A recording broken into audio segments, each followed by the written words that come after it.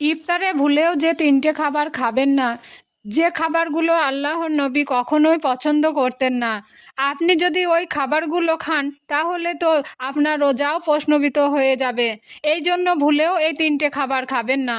১ number, নবীজি কাঁচা পেঁয়াজ খেতে পছন্দ করতেন না। কারণ কাঁচা পেঁয়াজ খাওয়ার পরে দেখবেন মুখ থেকে এমন দুর্গন্ধ আসে যেটা কোনো সাধারণ মানুষ সহ্য করতে পারে না। বিষয়টা অনেক কষ্টকর। নাম্বার ২ হচ্ছে কি, গরম খাবার খাবেন না। আমাদের মা বোনেরা অনেক সময় দেখা গেল চুলা থেকে নামিয়ে দিল আর আপনি সেই খাবার খেয়ে ফেললেন। এত গরম খাবার স্বাস্থ্যের জন্য ক্ষতিকর, আর সেটা আপনার রোগ প্রতিরোধের ক্ষমতাও নষ্ট করে। নাম্বার ৩, যেটা আমাদের রাসূল সাল্লাল্লাহু আলাইহি সাল্লাম কখনোই পছন্দ করতেন না, দুর্গন্ধযুক্ত খাবার। আল্লাহ তাআলা আমাদের এই ৩ ধরনের খাবার না খাওয়ার জন্য তৌফিক দান